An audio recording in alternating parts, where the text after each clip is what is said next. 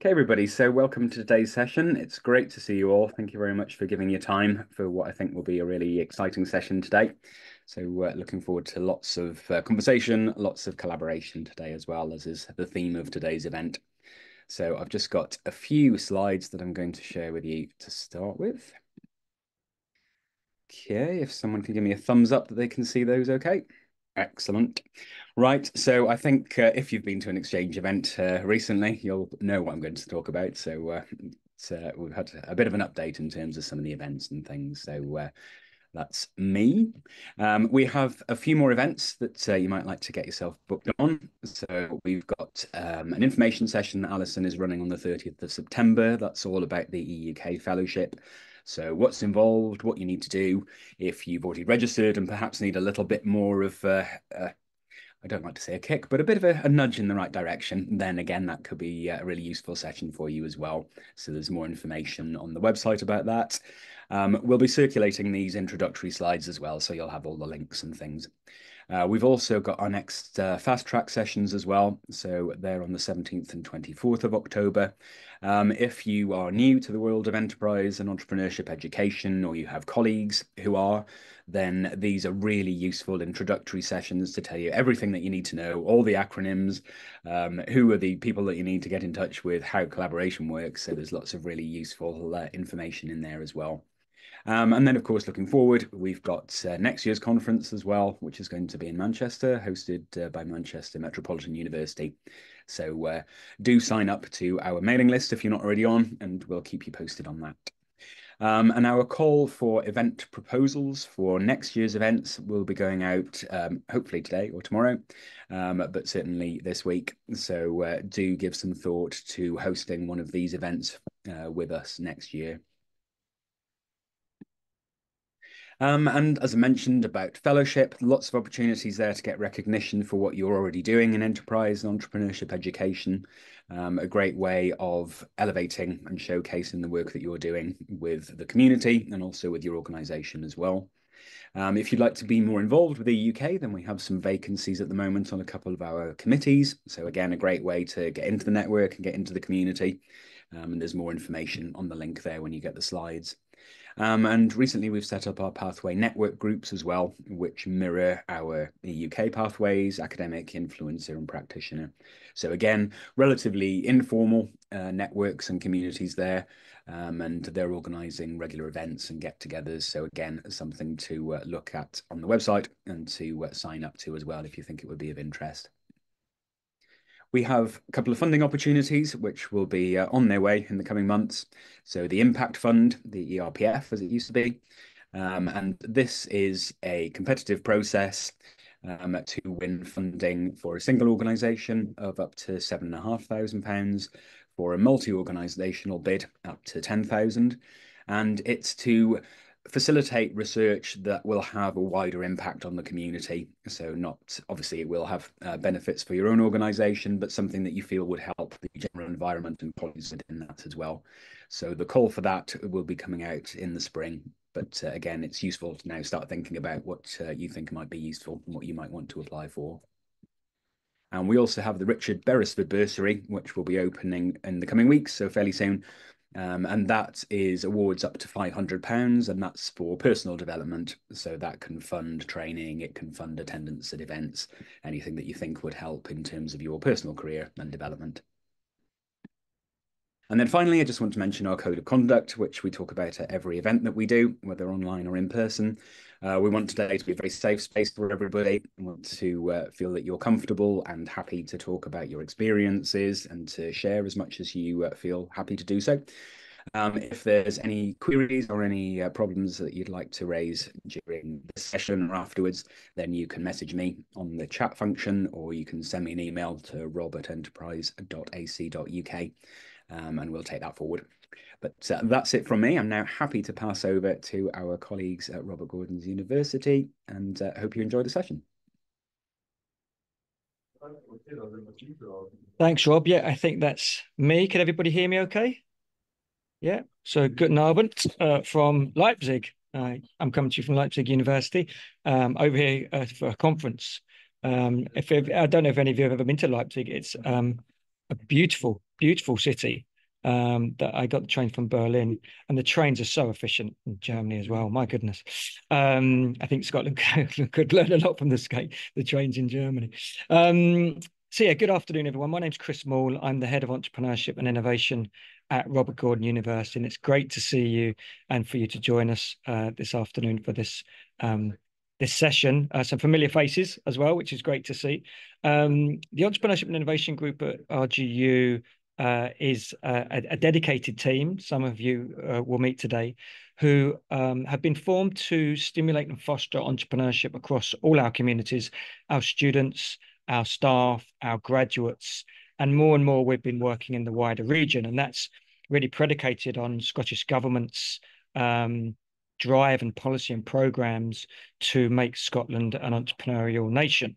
And so they've developed a lot of programs, a lot of funding around this area. And recently they launched the Entrepreneurial Campus, a 10-year program, a 10-year blueprint for Scottish universities to help drive economic recovery and growth and prosperity through entrepreneurship and startups and spin-outs, and working with our students to develop and staff to develop those. So we're delighted that you're joining us today for this session that's hosted by us, and specifically around some programs that were designed back in 2021, focusing on a very specific demographic. And what we were looking to do is we were looking to reach out to females, and actually mothers in particular. So those individuals had parental responsibility, who increasingly have experienced barriers to starting businesses. And we're going to explore some of those in this session today. But again, as part of the government's policy and the Anna Stewart report, which recently came out, they found that there still existed a number of challenges that females face when starting businesses in Scotland. And I think that that's exacerbated when they have parental responsibility, so the experience of mothers in starting a business.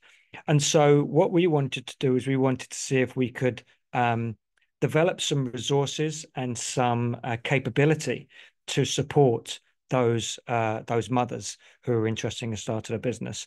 And we had an opportunity to get some funding from the local authority, so specifically Aberdeenshire Council. We're looking to provide some funding to some programs that were going to support those disenfranchised and those people which were harder to reach. And so my colleagues, who I'll introduce you to in a moment, successfully bid for that money, and we have run 7 cohorts across Aberdeenshire, focusing very much on mothers who want to start businesses. And we've won awards for that, and we've been very successful in that program. And the feedback that we've got from the mothers that have been part of that program has been fantastic. And so we wanted to see if there was an opportunity to extend the reach of that program. And last year, the Scottish Government launched a funding pot called the Pre-Start Pathways Fund. And again, this was on the back of all the policy that they had been developing to support females into entrepreneurship. And we saw the opportunity there to extend the reach of the program beyond Aberdeenshire. And a way of doing that was to work in collaboration with other universities. And really what we want to explore and speak about today is the collaboration that we had with the University of West of Scotland in Paisley, and we're delighted to be joined by them today, and the University of Stirling as well, and we're delighted to be joined by them today to really talk about that collaboration, that collaborative spirit that we managed to forge and develop and deliver a successful program that went beyond Aberdeenshire, that reached into Stirlingshire, Clackmannanshire, and North Renfrewshire. And so there's some lessons to be learned from that. And so not only did we have this kind of core theme of the program that we were delivering and developing, but also we had this very kind of tight collaboration. And I think we all know that collaboration in higher education isn't easy to do. And what we want to talk about is some of the opportunities, some of the challenges that we experienced through that. But on the whole, the things that we learned that made the collaboration a success that it was, and we managed to get a number of mothers on the programs that were starting businesses, and for some of them it changed their lives, and built real community around it. So without further ado, let me introduce the panel because I've spoken enough about them. So we have Candace Elson from Robert Gordon University, Enterprise Manager, Innovation Manager, who leads on the program. We have Dawn Shand, also Innovation Manager, who works on the Women in Business delivery team as well. They're both part of the Entrepreneurship and Innovation Group. Then we have Dr. Sasha Saunders as well, who's the head of enterprise at the University of Stirling. And I'm a big fan of Stirling University because my son goes there. It's a beautiful campus. If you've ever been, it's a stunning campus. And then we have Yemi Omahe, who's the program lead at the University of West of Scotland, and that's based in Paisley. So a big round of applause to all our panel, virtual round of applause to all our panel. And having set the context for all of that, I'd like to now hand over to Candace Elson from the team, who really has led on this program with Dawn, and actually Sally, who is also on the call, who used to be part of the team, who was very much there in the early days in the formation of this program. Candace, over to you. Thank you, Chris, and thank you everyone for joining us. And as Chris said, it's really nice to have Sally here as well on the session, because she was a very big part of the programme and how it came about. So we will discuss a little bit more about how the programme was developed from the ideas that we shared, and how it has become an opportunity for collaboration today. I think to begin with first, that it might just be a good idea to just give a bit more detail on the programme, since the theme around this session is about diversity, so helping ensure that more than that all sorts of people are represented in the support that we provide as enterprise educators. And I'll just share with you briefly my slides, which are on my other screen. So if you just bear with me 2 seconds, they should hopefully pop up in just a moment. There we go.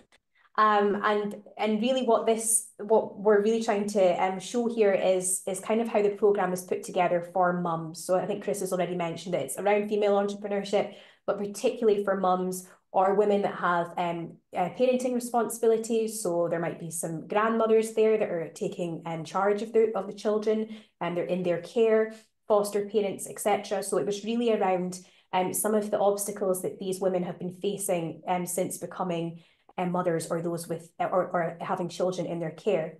And it was a really interesting investigation at the outset. There was a lot of things happening at that time. So some of you might remember the Alison Rose Review of Female Entrepreneurship, which was commissioned by the UK government. And that had some pretty horrible findings in it. It wasn't particularly great reading.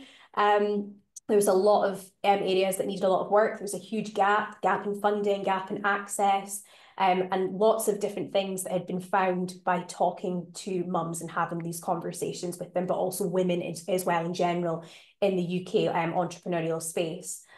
So, you know, after having all of that placed in front of us, we genuinely felt like there was something we should try and do something about it, to try and help these people where we could.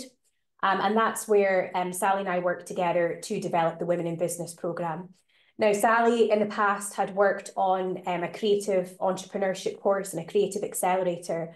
And the findings that she had found from that is that there are different types of entrepreneur. They have different types of identities. And some people don't always see themselves as a typical entrepreneur.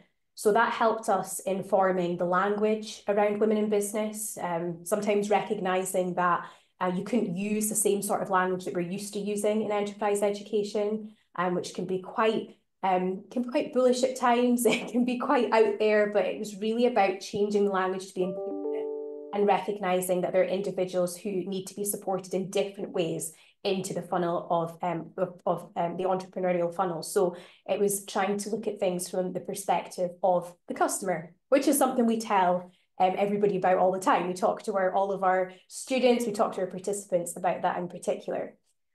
More on the programme delivery side, we considered what would be best for the mums. So we knew that some of them would have young babies, some of them would potentially have young children going to school.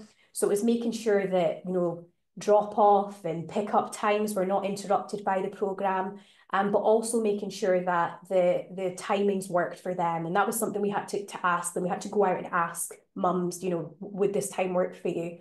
And there's so many assumptions we'd made, but when we actually asked the question, the information we got back was really surprising. And that formed a huge part of how we structured the programme to make it work for them.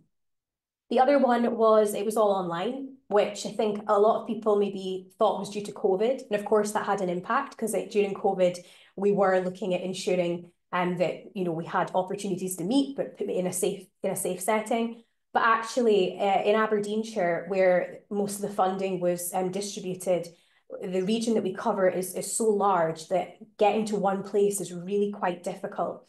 So for example, I live just outside Aberdeen, and I'm classed as Aberdeenshire, but in order for me to get to another part of Aberdeenshire where we've run other projects, it could take over an hour in the car, sometimes behind a very slow tractor, to get to those places. And for mums, as you can imagine, in the morning, trying to get the kids to school, trying to get them to a place, it made it very challenging. So very early on, we decided that it would be best to run most of the programme online and have an opportunity at the end where everybody could catch up and meet in a more informal setting. And of course, it is free, because due to the funding we got from Scottish Government through Aberdeenshire Council, that helped us actually deliver this in a way that we could give as much access at no cost as possible. So that was a really excellent opportunity for the mums in that area. And it's something that we hope to continue doing in future with future pathway and funding that we can hopefully receive. So this is something that we're hoping to develop. Dawn Shand, who's on the call, joined the programme well over a year ago. She supported with the delivery of this. And I'm gonna pass on to Dawn with the question probably to phrase to her. You know, how do you feel that this programme is different from other programmes that you've seen? And the reason I asked Dawn that is because Dawn, before working with RGU, has had lots of experience for years working with entrepreneurs across Scotland, and she's seen lots of programmes, much more experience than I am at looking at the Scottish landscape and what's out there. So Dawn, before I show any more of the videos that we have, I will ask you, what was your thoughts on the programme? Sure, thanks, Candace. It was indeed quite different from anything I'd experienced in 15 years plus enterprise education. It was a joy to be involved in it and see how impactful it was from one week to the next. You could see the participants growing in confidence.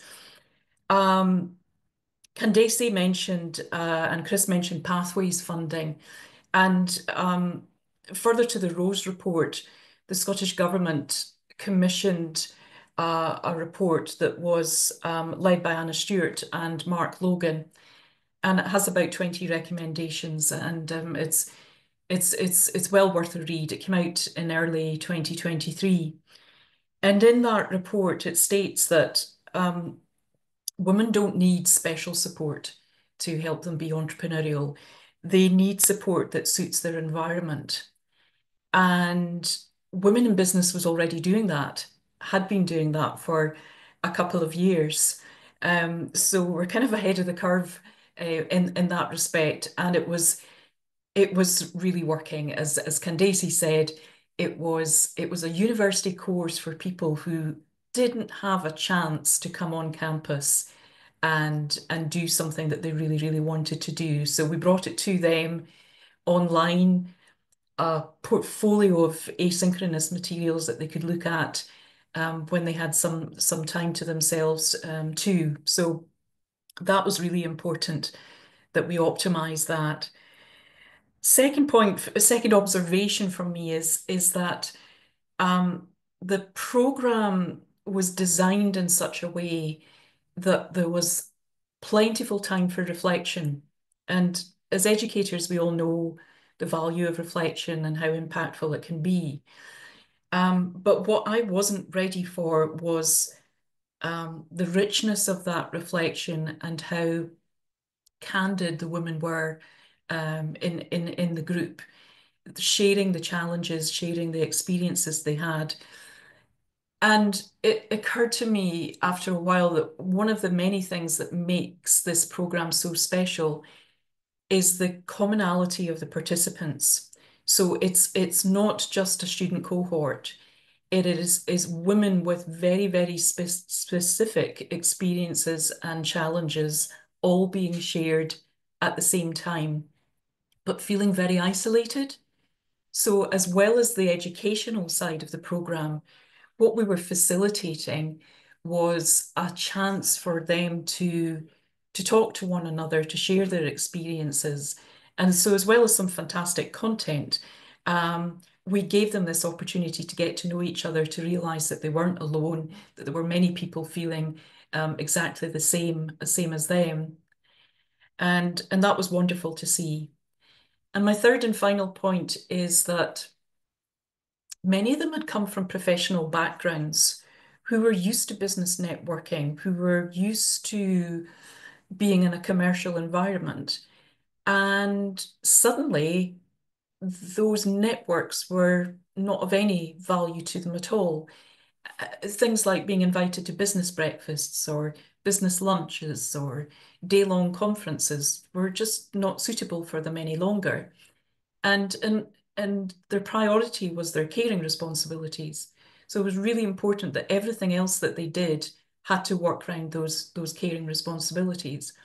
And so we were tapping into a cohort of women who had a vast amount of experience between them and could use that. And we facilitated that to a large extent.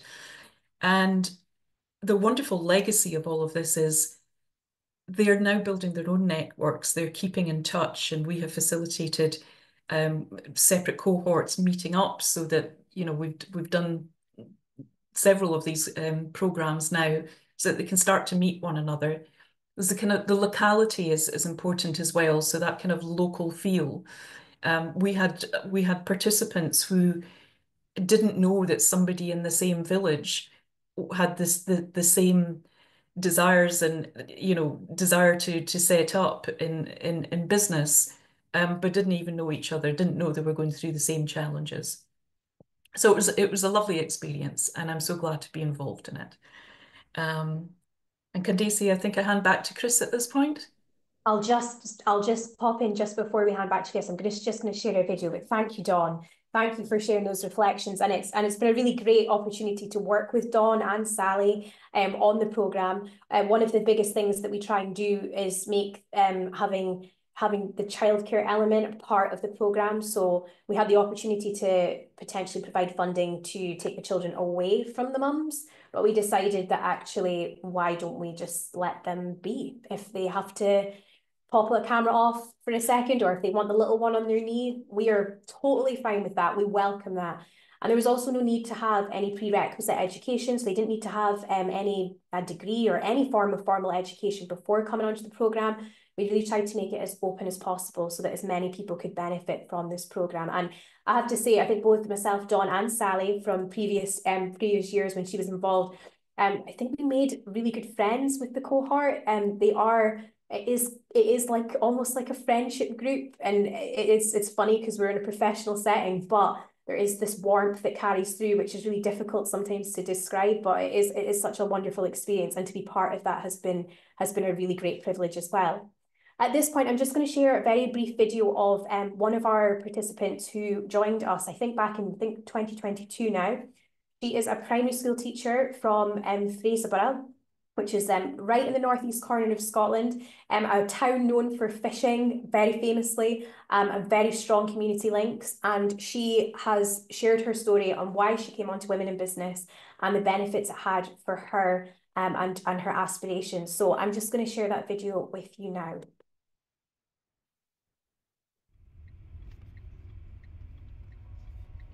Hiya, my name's Pippa. I've lived in Scotland since I was 2 years old. I have a son called Travis who is 8 years old. I work as a primary teacher, and I'm also an entrepreneur with my new business, Pips Club. I just spelled something on my winch. Becoming a mum was definitely a brand new challenge for me. It was really different. It was quite funny, you know, because I thought, oh, you know, I can have a whole class full of children, sometimes over 30, so having one baby, surely that won't be too hard. And I was quite surprised to find out how much work one baby is, but it was still a really lovely experience. After becoming a mum, the biggest challenge I faced was trying to juggle all of the different roles. So I wanted to be a good mum, and I wanted to be a good teacher. I also wanted to help Travis learn sign language. To be honest, I didn't ever think starting my own business was a possibility, just because I've always been a teacher and that's the only thing I ever knew.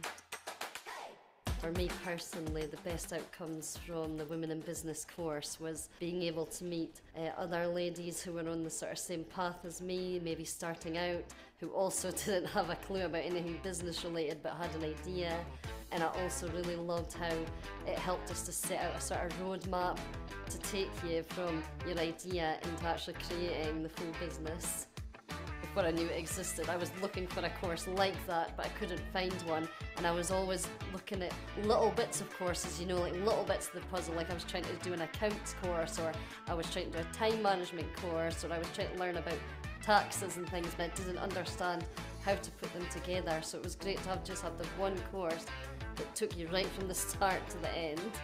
It just saves you so much time, saves you so much energy and money, because you can go and you know that if you take part, complete the task, you know, do your homework, by the end you'll have a plan ready to go. Okay. That's just hearing from the lovely Pippa. And Pip's Club is going strong still. And there's many more like her who have had similar experiences. And we're just really glad and privileged to be part of that journey.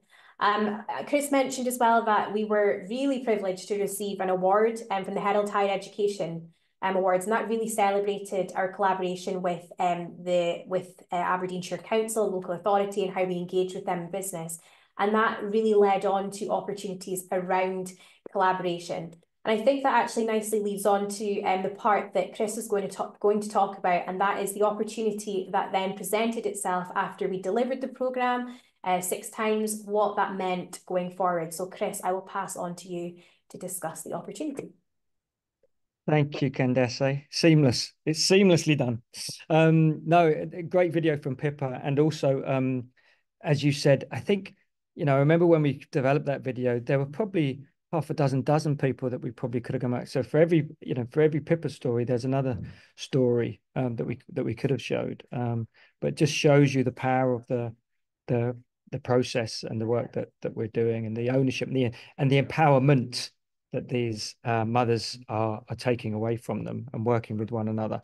I mean, I think it's interesting what Dawn was talking about, the Pathways Report, because if you unpack a little bit of that, it talks about some of the challenges. And one of the challenges is that women frequently have a sense of not belonging in entrepreneurship, which affects their confidence and self-belief. And I think something that this program, particularly in collaboration with UWS and the University of Stirling, has tried to counteract in terms of that self-confidence, that self-belief in a community-based setting. And so, as Candace says, we had the opportunity to extend the reach of this program, and we set about thinking, how are we going to do that? You know, it's something that we've been quite passionate about and quite keen to do for a while, to extend it beyond Aberdeenshire. And the opportunity came up to get some funding from Scottish Government to pre-pathways funding to put in a bid. And I guess what we would needed to do is we needed to think about, of the 19 universities that are in Scotland, who would share a similar value, a similar sense of custodian of this program, which I guess, particularly when I speak to Candace and Dawn and Sally, who were intimately involved in the creation and the development of this program, it was their baby. So suddenly going to give the baby to somebody else to say, you know, I need you to look after this baby and show it the love and care that we've given it over the past couple of years. And so deciding on the partners wasn't going to be easy. You know, how many do we go for? Do we go for 3, 4, 5? Do we maybe just do it with one? And so I guess that's the kind of thing that we're going to unpack in this next kind of session, is how do we demystify collaboration? Because as I said previously, collaboration isn't easy to do, particularly in a university setting. And why is that? And how can we lower the barriers to collaboration? How can we oil the wheels of collaboration across higher education? And what was it that we did, particularly in the early stages of that collaboration, to make it work the best that it could do? Because it kind of started with a conversation. I was at a conference in Edinburgh. I believe Sarah McDermott was there from University of Stirling, who I know well and I sit next to, and I have a lot of respect for, and I share very similar values to her. And I was talking about women in business. And I said, I think University of Stirling, the size of it, I know the people like Sasha who work in the organization, care, passionately about entrepreneurship and doing, good work. And I had a similar discussion with Johnny Moan, who is the Director of Innovation, I think, at UWS. Again, have a lot of respect for the work that they're doing, very passionate, kind of similar size organizations, similar values. And I thought, well, let's start the conversation and see where that leads us to. And I guess that's a really good jump off point, probably for both Sasha and Yemi to jump into the conversation, because you would have first heard about it from probably Johnny and Sarah at Stirling. That there was this guy at RGU who I think you knew who I was, that kind of had this kind of program that we'd been working up, but been quite successful, and we're looking to extend the reach and possibly collaborate on a funding bid to Scottish Government. So what were your first thoughts when you heard about that? Maybe start with Sasha. Thanks, Chris, and hello, everyone. My goodness, so what a perfect segue, Chris, because when reflecting on how this all came about, for me, it was a conversation with my director, Sarah McDermott, who Chris referenced there, and it was really exciting because I think, to Chris's previous point about collaboration being this kind of tricky nuance thing that we think about, know we should do, but can sometimes be a little, trepidatious about. It was really exciting that this opportunity came from Chris, because, Sarah knows Chris very well. I know Chris from the sector and different, groups and committees we've been on. And so knowing, Chris's values and the great work that he leads, and not knowing the team just yet, having not had the chance to meet Candace, Sally, and Dawn, what we did have was tremendous faith that if this is coming from Chris and our RGU friends, wow, this is really exciting and what a privilege, and we're really interested to learn more. Of course, we were familiar with Women in Business. I think it had recently won the Herald Award. We'd seen a lot about it. And so I think one of the key things was when you're thinking about collaboration and you are familiar with the people because of their, informal and formal experiences, interactions with them, then that really does set the scene for it being, exciting and of course scary, because you want to do an excellent job, but it being a really compelling opportunity. So I remember the conversation with my director well and thinking, oh my gosh, like let's get a call set up. This is what an opportunity. Really excited to know more. So those were my initial thoughts, Chris. And were you doing anything in relation to female entrepreneurship at the time, Sasha? Was there anything that is kind of blended into or segued into? So we were thinking very much at Stirling about inclusive entrepreneurship, and we had a small but mighty team, similar ambitions, values, and priorities around wanting to be reaching underrepresented, connecting with, empowering folks who are equity deserving. We hadn't had the opportunity to do a real women-only intervention, so it aligned with our commitments, our direction of travel, but it also presented an opportunity in a space that we hadn't, gone down, with a partner who had a great track record of success and a very well-tested, program for women and mothers specifically. Thanks, Sasha. And Yemi, in terms of kind of the priorities at UWS and what you were kind of because there's always lots going on in universities. So to find the bandwidth to kind of dedicate, I guess, to a new program or a new funding kind of pot coming in, what were your priorities and how did you kind of see it all? Okay, thank you very much, Chris. So at University of the West of Scotland, we're very passionate about entrepreneurship, and we have quite a number of programs, events, activities across the year. So I think that for this particular program, trust was at the core of this collaboration, because based on the conversation that Chris had with Johnny, there was trust there. And by the time it trickled down to me, right, it was, oh my God, this is exciting, right? There's nothing to be worried about. We're all pulling in the same direction. We had, with RGU and Stirling, we had similar values in terms of our drive for entrepreneurship, in terms of open access, inclusivity, ensuring that we reach as many people as possible where they are and how they want to be reached. So it was quite an interesting experience, especially for me as the academic that delivered the content and facilitated the session, because even though it came out of trust, we also learned to build trust even with the participants as well. And they were able to build a lot of confidence. So I would say that trust was the glue that kind of held it together for us at UWS. And we were willing and we wanted to, as much as possible, ensure that the experience was pretty much the same. So what the participants would have experienced in Aberdeen and Stirling, we wanted to ensure that we kept the baby and nurtured the baby, and it was quite successful, and it was such an amazing experience. I loved every part of it. And as a university, we feel very privileged. We're happy to be part of it because it was co-constructing and building something together in the delivery. So. Thank you. Yeah, I mean, I think that's right. I think you've used the magic word there, trust. I think there was a lot of trust being shown from a very early stage, and I think there was also, we also had the same vision of what we wanted to achieve. From the very outset, this was really about the mothers.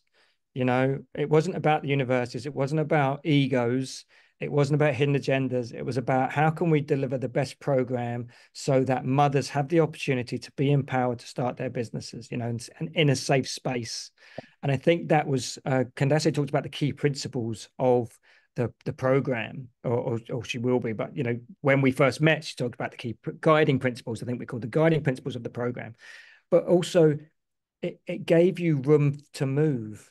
I think that was the other thing. What we didn't want to do was franchise this out. This is the model. This is the model that you're going to have to, because that just doesn't work. Because one, it constrains you, and two, it doesn't fit in with the regional needs that you have, because all the regional needs are different. Your region in Stirlingshire, Clackmannanshire, and North Hampshire a lot much better than us, because we're not there. We know Aberdeenshire, and we know the sectors, we know the challenges, we know the entrepreneurs in that region. And so what it was really important to do was to provide you with these guiding principles, but then say, you go and do it. And that kind of co-creation, co-development, I think was so important. And I think that foundation happened very early on, the way that was going to work. And this wasn't about RGU, it wasn't about UWS, it wasn't about University of Stirling. And I think that when egos are left at the door, and when hidden agendas and strategy and, the money is left at the door, and you focus on what's important to the customer, and this is what we say to all our entrepreneurs, need to be customer centric, what's important to the customer. And if you're all driving along that same journey, then you have that trust and you can build that, collaboration. So, some fundamental key areas that I think help to set a good pathway for collaboration. And a lot, I think, it's easy for me to say now, but I think a lot of these are largely common sense. But of course, we work in this kind of grey area, and it's not all black and white. And so, in terms of we spoke a little bit about values and the conversations with kind of directors. And so, in terms of collaboration, what kind of things, Sasha, would you be looking for from collaborators? In terms of the institutional values, the strategic, what are the strategic importance priorities for your university? And what other kind of collaborative processes have worked well in Stirling? Well, I think a lot of what you've said kind of covers this, but certainly, thinking about what are our expectations, and being comfortable to be really honest about that, because I think the most successful collaborations, and I would count this as one of them for us, is when you have a shared vision of what you want to achieve, when you're very clear and honest about what's driving the motivation. And for us, it was very clear that this was about the participants. It was about empowering them, being influenced, driven by them. And as opposed to saying, this is a cookie cutter thing, and what we want is, particular numbers. And so I think when you can have really honest conversations and those exploratory phases, and you can get to, this is what we want to achieve respectively, does it all align? And values are a huge point of that, but what does success look like, and how comfortable are we with risk? Can we talk honestly about risk? What are the things that could go wrong? And this was a really great question, Chris, that you asked us at various points, which is, what are we afraid of? And I don't think we talk about that enough when it can be challenging sometimes not to just want to go, well, we're going to show up with the best version of ourselves. It's kind of like dating. We want to really impress these potential collaborators and be like, we're not afraid of anything. But that isn't helpful or realistic when you're embarking on this journey. And I think for us, it again built trust and a comfortability, and certainly with, the colleagues in my team who were responsible for delivery, was, leaving some of our early conversations and in-person meetings going, oh my gosh, I feel such a sense of relief and reassurance in knowing we are on the same page. We can be authentic and vulnerable here. And through that honesty and vulnerability, we can then, problem solve and come up with mitigation together. And it's all the kind of pieces of a project plan we talk about, but we don't actually sometimes think about what does it feel and look like in the process. So that's very process driven, and a lot of intangible. I think, of course, there is the strategic element of, there are, particularly I think in the climate we're in right now, where resources are not as plentiful as we probably all wish they were, is being, where are our priorities? What is capacity like?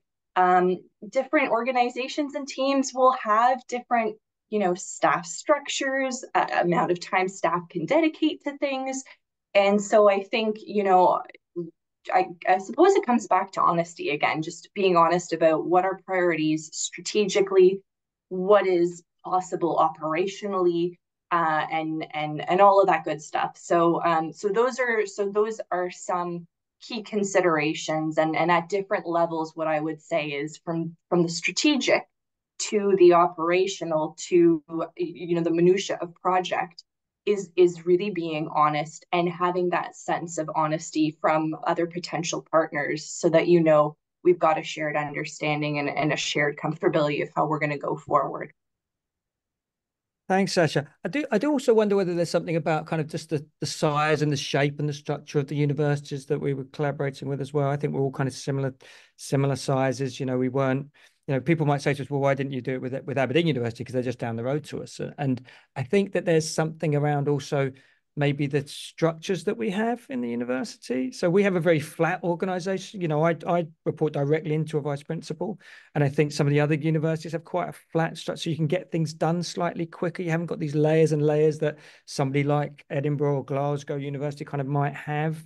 So maybe some of that decision making is decentralized slightly more, so you can get kind of things done slightly quicker. I don't know, that kind of comes back to maybe some of those cultural aspects of Stirling and UWS and RGU that have kind of similar, that maybe helped the journey along the way, and I don't, we're not, St Andrews, and we're not Strathclyde. And again, I used to work at Strathclyde, so I'm a big fan of Strathclyde.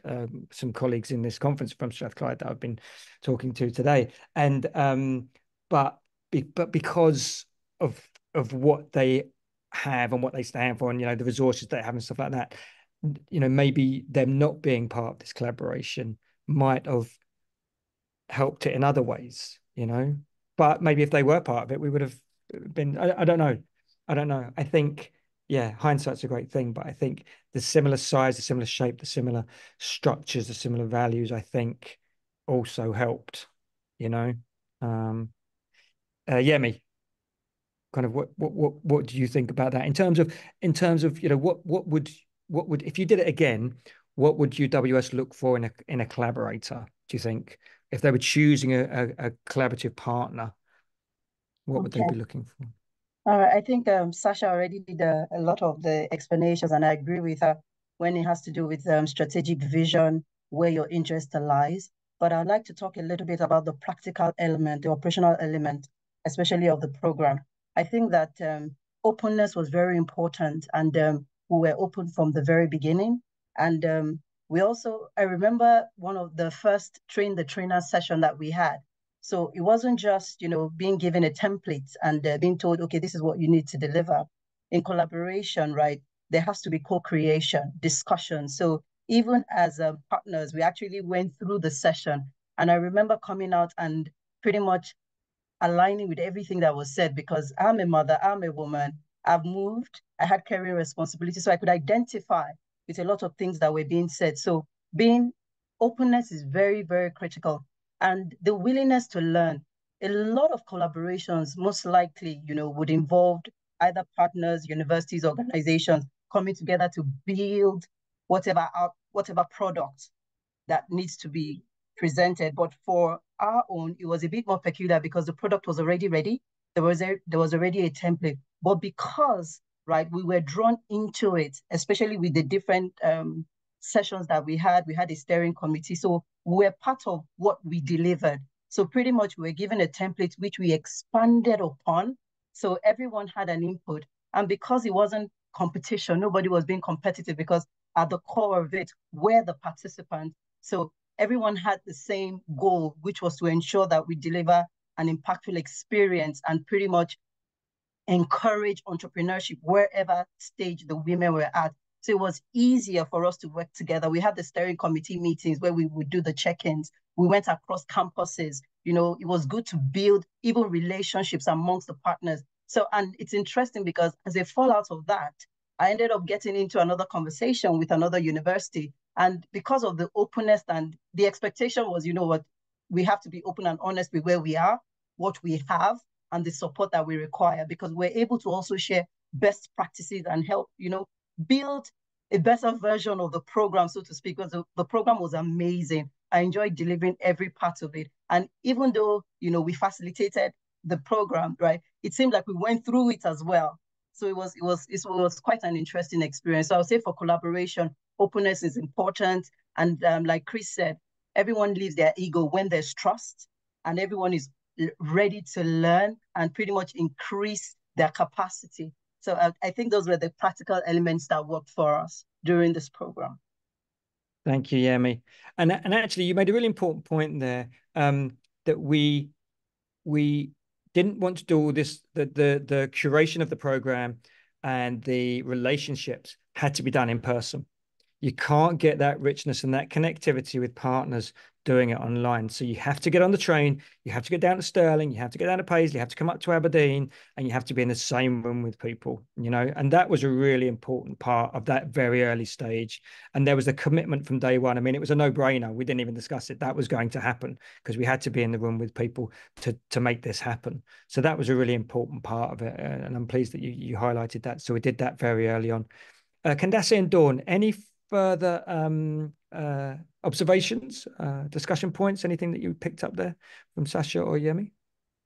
I was just going to briefly add that probably come to it a little bit later on in the session, but we definitely learned from each other, and I think being open to learn from each other is a huge thing. So as RG, we were bringing the product to another institution to support with delivery of it, and it could be very easy for us to say, well, we've done everything we need to do, we don't need to change anything, it's all ours, you guys have to do everything when it comes to the working out of it. But actually just seeing how each university slightly differently approached things, and even your processes around how you onboarded individuals. There's so much there, even in the processes, that we were able to learn from. And I think I've said this, I haven't said this yet, I might say it again later on, but especially in my line of work, I guess you could say I'm a member of professional services. I'm not an academic.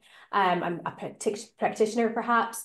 There's not always those opportunities to collaborate because I don't have a research project that I might be able to find another collaborator with. So for me, it was a really great opportunity to actually find some other individuals to work on a project with outside the institution. And that in itself for me was a really great opportunity, which I thoroughly enjoyed. I would love to do again. So yeah, I think that's what I would say about the collaboration. Dawn? Yeah, just picking up on the academic side. Now, apologies in advance to Yemi on this one.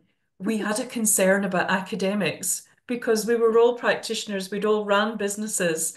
And of course, you've just said exactly what we wanted to hear, Yemi. You know, you're a mum, you've experienced this challenge. You know, what we were trying to deliver resonated with you as well. But I think that was important for us going forward and approaching other universities, that the people involved in delivering needed to be special. You know, they needed to fully understand what we were trying to deliver, and that wasn't a given. So I think, you know, it was an acceptable fear.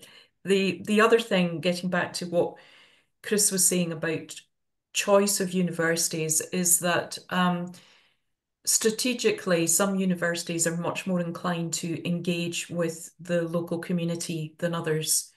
And it was important to us that we chose universities that had not only a strategic vision to do that, but where actually they had evidence of doing that, and they understood where we were coming from in that respect too. So yes, that would be my observations.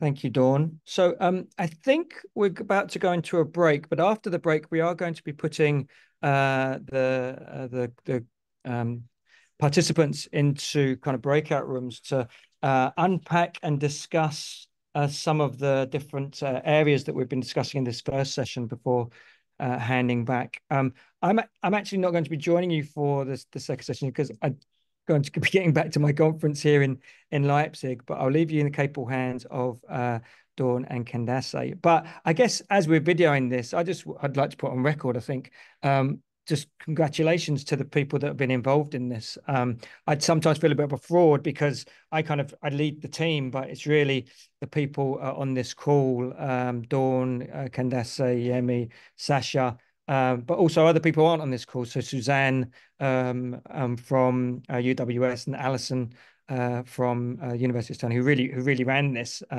with passion. And so it's actually, you know, it's been empowered by female entrepreneurs, academics, practitioners who have led and delivered this program and seen it go from strength to strength. And I hope that we will continue to do that. I hope that we can continue to extend the reach, and we can help support and empower more females and mothers in particular to start businesses across Scotland to support the economic prosperity of the nation. So that's kind of my jump off point, and Sally as well, because she's still on the call, Sally Charles, who was intimately involved in it. So thank you to all of you for making that happen. And thank you to Rob and Lynn for inviting us to talk today. I think we're going to go into a 10-minute break. Is that right? Yes, that's right. Okay. If we come back... There's Sally. Oh, there she is. If we maybe just come back just after 2:05, so about 6 minutes past 2, to be specific. Enjoy your break, and we'll see you afterwards.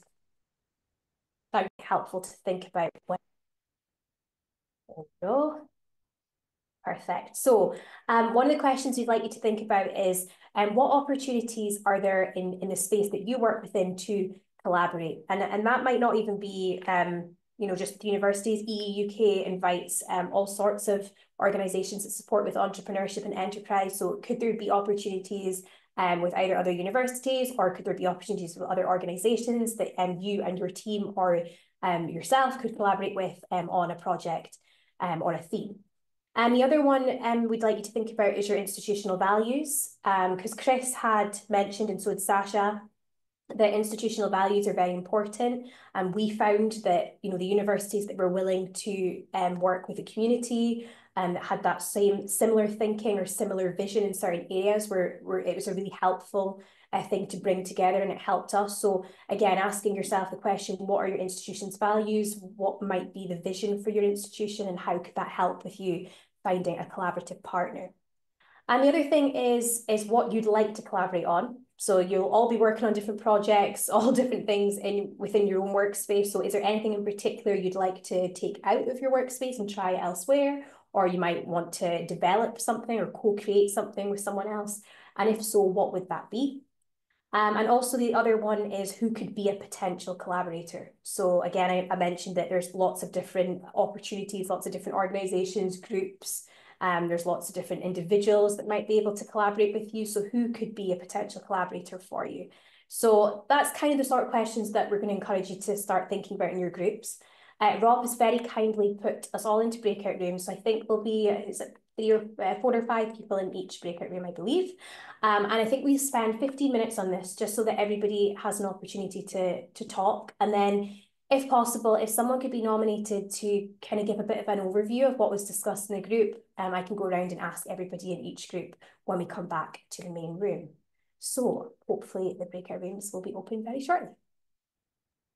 Okay, just bear with me.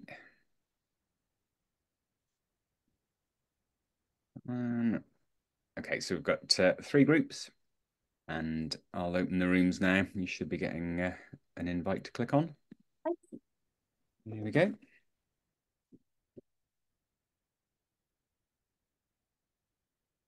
I wonder if we, I wonder if it'd be possible if I could go around the room, the virtual room, and maybe ask some of the groups to share roughly what was spoken about, if there's any points you want to kind of bring to the main room. So I'll probably start with, how many groups did we have? Sorry, Rob, it totally missed me. How many groups? 3. 3. Okay, brilliant. So what we'll do is we'll start with group 3, if that's okay. We'll go back to front. So who was in group 3, room 3? Don't know. Not sure.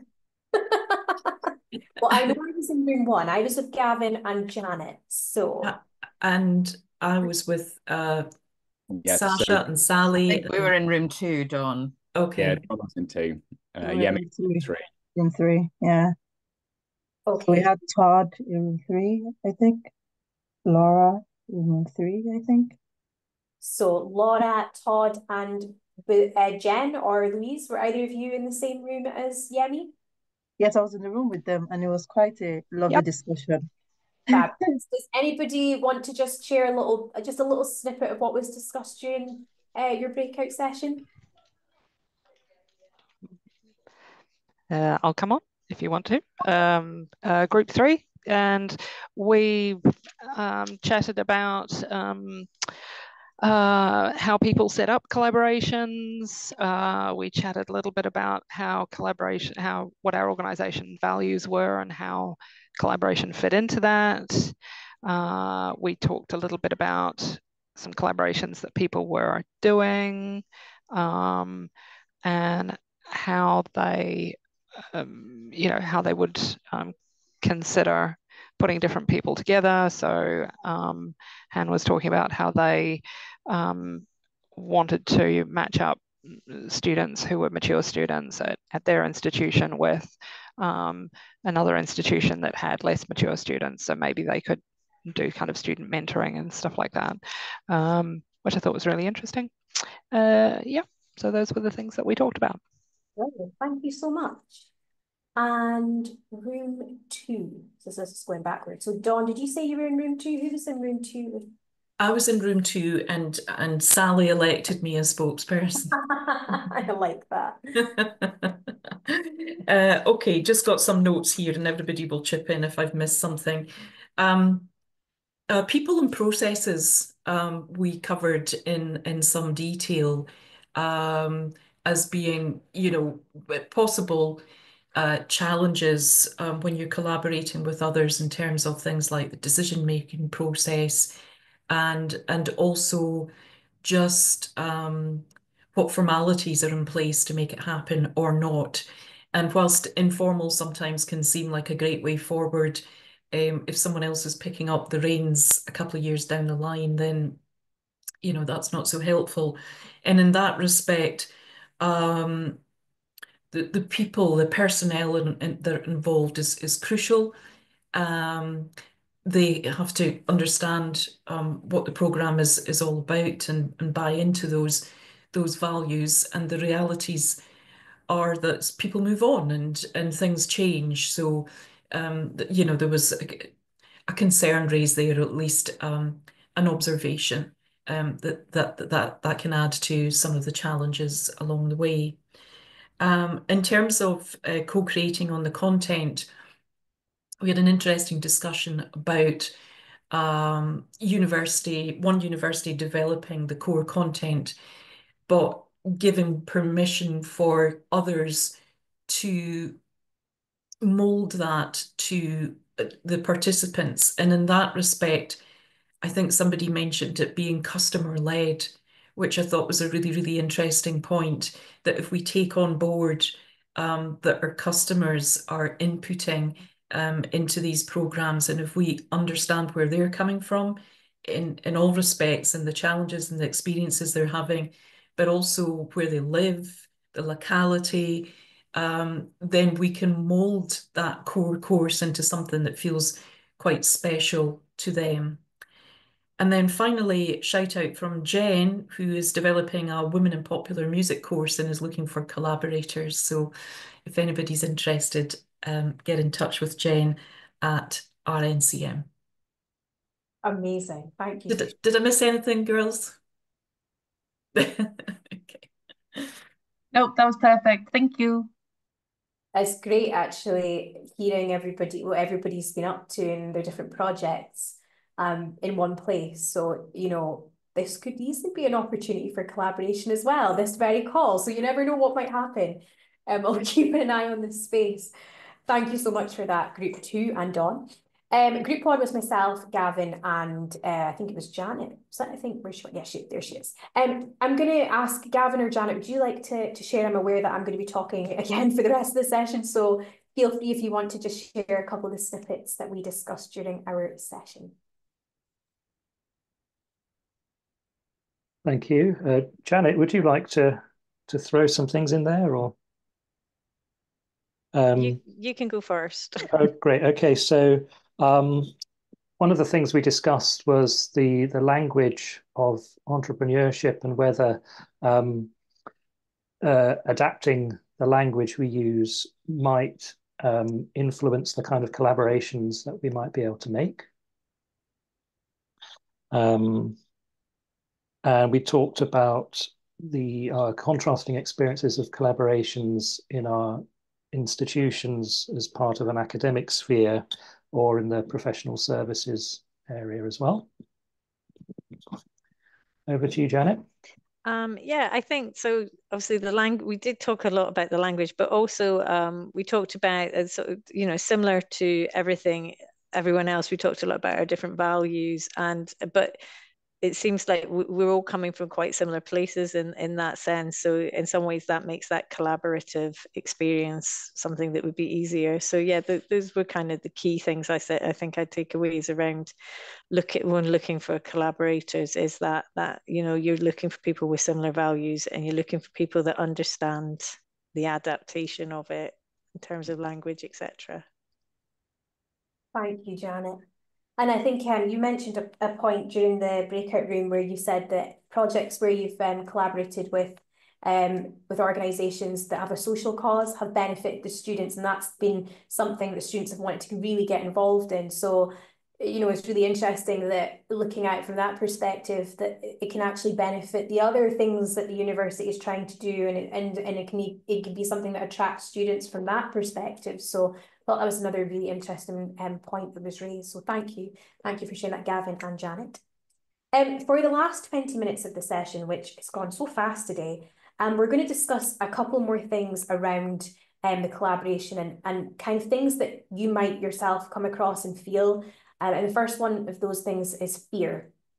And I think this may have even come up in some of the breakout rooms. But I know certainly Chris had mentioned that one of the fears that we had, particularly me, was handing my baby over. So Sally and I used to talk about, we used to call ourselves the founding mothers of this project, and it really felt like at times would someone else be able to look after this baby? Would they treat it with the care and respect that it deserved? But also you got to recognise as well that your baby grows and it starts to walk, and sometimes it needs to have the opportunity to interact with other people and other things. So for me, one of the things was getting my head around that and making sure that whoever we collaborated with would be the best childminder or babysitter that there would be out there.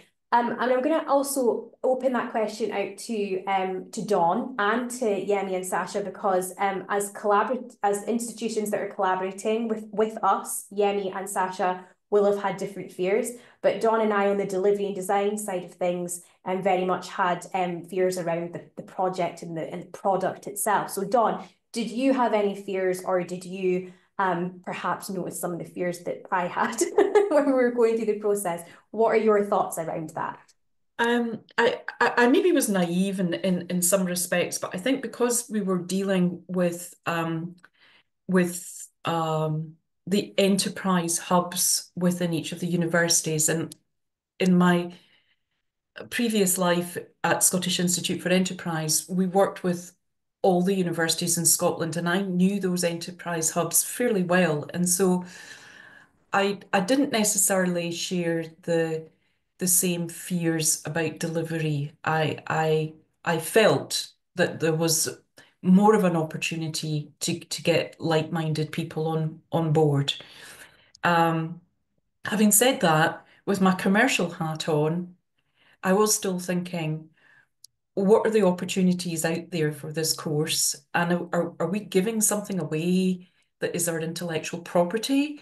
You know, and if so, how do we protect that? And that was just something that we just had to feel our way, you know, along the way, because I think that area is still quite new in terms of universities collaborating. So I don't have a definitive answer to that one, but I have a feeling that sometimes that stops universities from collaborating. Yeah, very valid points there, Dawn.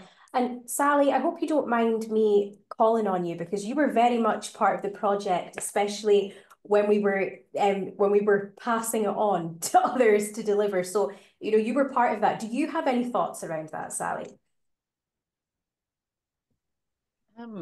Sort of on the spot. No, I was very up for that actually. I do like to collaborate. I like to work with other people. And I think going through the process, I always saw it as a collaboration with the participants. And so really it didn't feel like much of a stretch to sort of go beyond to work with other people in a similar way. But I did notice your fears. Yeah, we got there. It was all good. It was. And I think when we got around the room and we had a trainer session, it was fantastic because all of a sudden this group of people just totally understood what we were trying to do. And I think, to be honest, that was my biggest fear, that it was a bit unconventional. And I recognized that it wasn't something that perhaps some other institutions would be willing to do. So I thought, you know, we're going to bring this program, we've stripped it back, we've changed it around, we've worked on it in all these different ways. You know, would the collaborators actually be okay with that? Would they be happy with that? Would they get it? And I can safely say they absolutely did, and have done an amazing job with it in their respective areas. So I think at this point, I'll ask Yemi, from UWS perspective, did you have any fears around collaborating with RGU or about working with the program? What were your thoughts? Thank you, Candace, for that very interesting question, because we talked about it. I think our major fear was in ensuring quality and consistency, because we knew that, you know, RGU owned this particular product and they were sharing it with us. And for us, we wanted to surpass expectation. So ensuring quality and consistency of experience. So that was our major concern. And I think what was really helpful was at each time where we came to RGU to ask, can we do this? Can we do that? We're given a lot of flexibility to also express ourselves, even within the program. So a major fear was consistency and quality. Thank And we you. worked through that.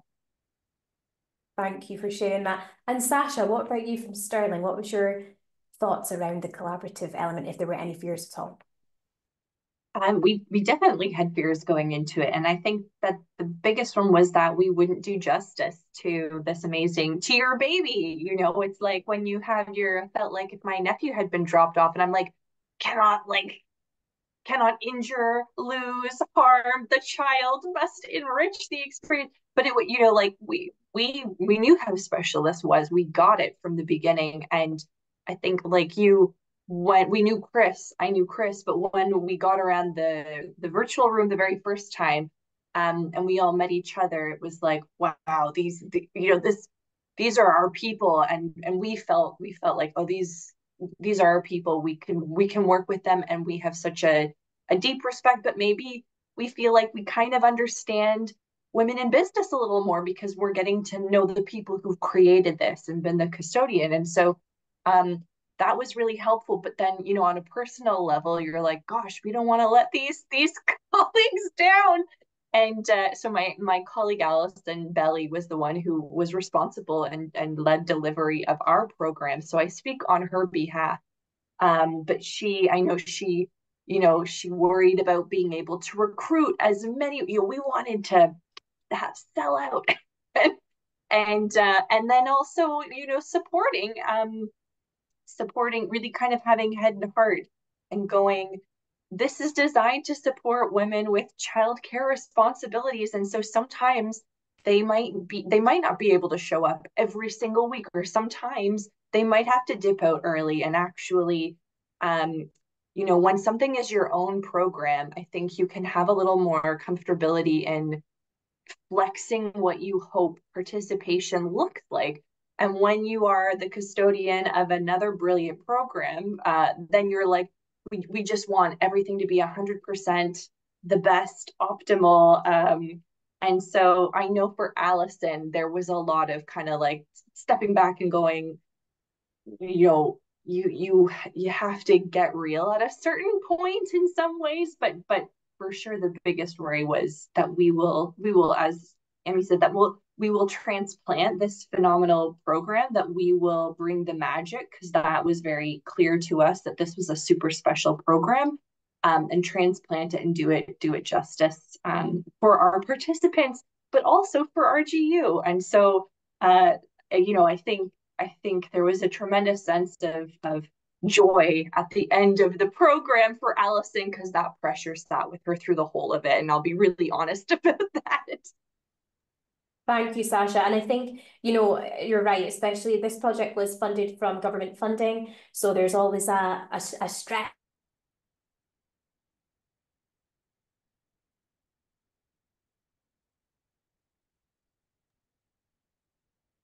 Candace, you just frozen at an inappropriate moment, but oh, you're back. You're back. We missed your summing up there, Candace. Oh, that's really strange. My internet's decided to go funny. Can you hear me now? Yes, we can hear you fine. I just was saying that, just furthering Sasha's point, that it can be really scary when you're dealing with government funded money and you're trying to make sure you reach your targets, and the three of you are all trying to do the same thing. So it's almost like an extra bit of pressure. But as you can tell, it was successful, and we actually ended up working fantastically together, not a shadow of a doubt. And I think also to say as well, Dawn and Sally didn't have as much fear as I had. And I think that was really helpful, having those open and honest conversations, because they did a lot to quell those fears, to talk about the benefits of how we might be able to do this. So I think having conversations within your team, if you do have fears around a project that you've worked on, get the perspective of other members of your team, because that can be really valuable in helping you to the next stage of the project. Okay, so hopefully that's cleared up fears. Positive outcomes. So this is the area where we talk about all the good things that happen from the programme. So again, I'll go around the team, and Sally as well. We'd love to hear from you on this as well. So what do we think the highlights are of the collaboration? So Yemi, I'll start with you. from UWS perspective, thinking about even from the trainer day, what were your positives from the collaboration in general? Okay, so thank you, Candace. There were a lot of positives. So it started from understanding what the program was about, the way it was structured, the trainer day was amazing, even though we didn't attend physically and we missed all the food, but we enjoyed the session, we enjoyed the games, we enjoyed the committee meetings where, we could brainstorm and problem solve each of the concerns that we had. We're able to discuss it openly and get a bit of guidance and, share our positive experiences and practices. But I think that the most important one for me was seeing the participant grow over such a short period of time. It was 7 weeks, and it seemed like the participants that started in the first week were totally different people from the participants that we had in the 7th week. I think in the 3rd week, we were unsure if they were actually retaining the knowledge, because, they would come and smile and I was like, okay, we hope we're meeting the aims and objectives and goals of this program. But by the 5th week, when we had a particular session, we were blown away by the responses of the participants, their experiences, how they had grown and matured, and how a lot of people that were unsure of themselves came out confident with skills, ready to take over the world. We even had some of our participants actually start businesses within 7 weeks. So it was amazing that, a program could make so much of a difference in such a short period of time. And I think that is what gave me joy, and the fact that I was able to build relationships with these people, so which has even gone beyond the program. I enjoyed every part of it, and I'm looking forward to more programs like that, more collaborations. It was quite an interesting experience. Thank you, Yemi. Again, and I would echo much of that. This is something we've spoken about before, that the friendships, but also seeing the growth of the individuals from week 1 to week 7 is just insane. It's amazing. So thank you, Yemi. And I'm glad that you also got to have that opportunity as well. And it's a good place to be. Sasha, I'm going to ask you, what in terms of outcomes were good for Stirling? So we were really excited right off the bat to get to relationship build with, phenomenal colleagues from RGU and UWS. I know a highlight for Alison and myself were the opportunities that we had to, speaking about the collaborative experience, the opportunities we had to come together and really spend quality time with the colleagues around the screen and their colleagues. We started off that way, and we were fortunately able to host. We had a kind of midpoint day at RGU, and I think Alison and I left that day feeling really, really refreshed and feeling the tremendous value of taking time out to learn from colleagues from other institutions. And when you can, coming back to that point about trust, when you can build really trust-based relationships with colleagues at other universities, you're able to share at such a deeper level, and it's so rewarding, both to learn, I think often it's easy to just have your head down and think we're working away to do all these things, but to be able to reflect on shared challenges, positives, learn different kind of ways of addressing things, was tremendously valuable. And I reflect on it even now. And I know that Alison did as well. So we felt really privileged to have and be able to build those kinds of relationships and learn from the people around this room and beyond. And I know from Alison's perspective and mine too, vis-a-vis her, really, it was powerful and magical to see week on week the kind of community of empowerment that started to build in the cohort. And, I know Alison and my colleague Claire would get on calls in it and just see, different members of the Stirling Clack Manager program who would, kind of support that was the peer-to-peer support and the camaraderie that really grew, that was really powerful. And I think they felt like, a tremendous amount of confidence building was able to flow from that, which is just really magical and powerful stuff.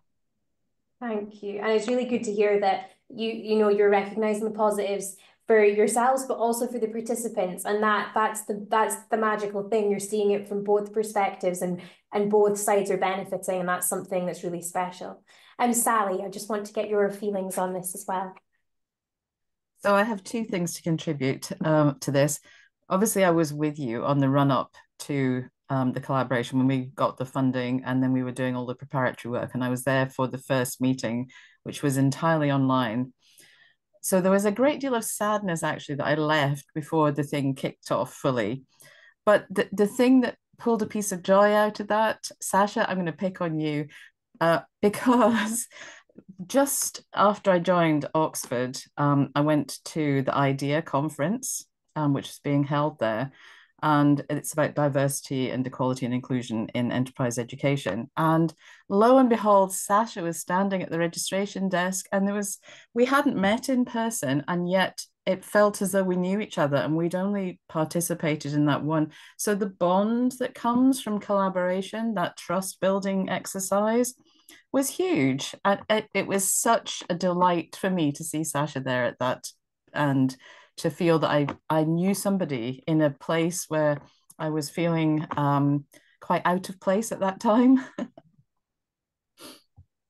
It's brilliant, that networks. I can see you sharing the love across the screen today, which is fantastic. But yeah, I'm aware of time. We don't have a lot of time, and I think we could probably go on for ages about all the different things that happened. But just to summarise, we had lessons learned along with the positive outcomes. So some of the things Chris has already touched on. So thinking about institutional values, using opportunities to meet in person. But also Yemi mentioned that this ended up helping her look for other opportunities to collaborate, which she's gone on to do. So it gives a bit of confidence within the individuals who take that forward to try it again and do more. And that's certainly something that we've all been looking at in our different aspects of our job.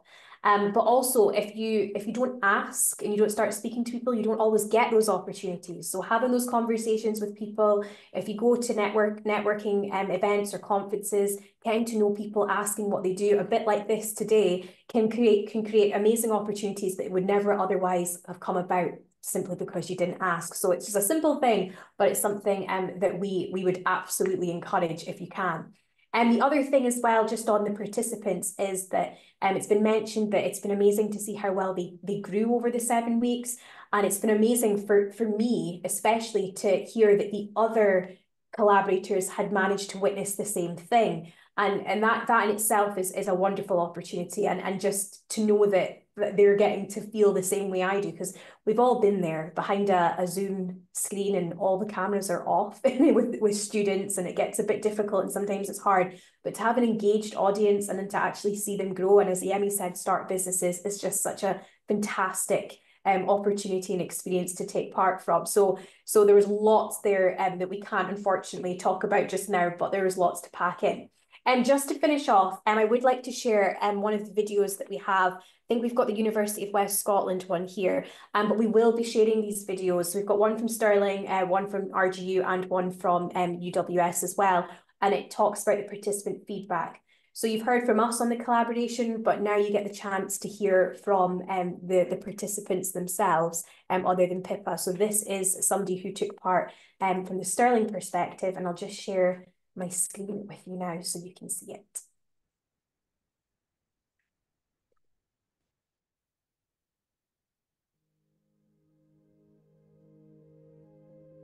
It was really empowering. I know that sounds dead cliche, but the Women in Business programme really did, we all bonded really well, and it's been so rewarding being part. Even if people didn't go into run businesses straight away, I can guarantee everybody gets so much out of doing that course. It was such a confidence boosting exercise for everybody.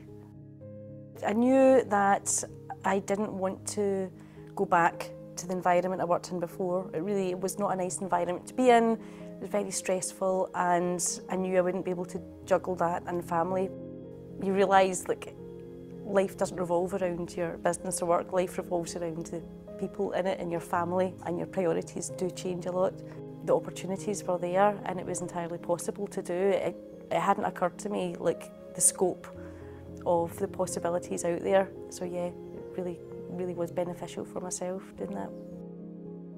Working alongside other mums is it's really nice because you all understand the kind of the struggles and the challenges, and it can sound like a stressful, challenging thing to do, but it's only that way if you let it. What's really nice is it's knowing that you're a role model for your children now. I never thought of it before, that your kids look up to you in a way you didn't imagine, because they're out, they realise, oh, your mum's out there running their own business. They realise that anything's possible for them, and that's a bit I didn't expect. The Women in Business programme, I really have to thank everybody involved. I'm so glad it ran, I'm so glad I got to be part of it, and I really, really hope that other women will get the chance to take part in it, because it has been a huge impact in my life.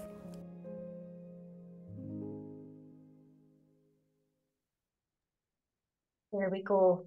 So I hope that's rounded off the session for you today. The words from a participant, and as I said before, that we will share the other videos. They are in the process of getting just finalised touches on them, but they will be shared through the relevant university network, so we will be able to get them to everybody here today. There's also videos as well of the perspective of the delivery team. So Yemi features in them, Alison features in them, myself as well feature in them. So our perspective on the project that you'll be able to hear a little bit more about and learn a little bit more from.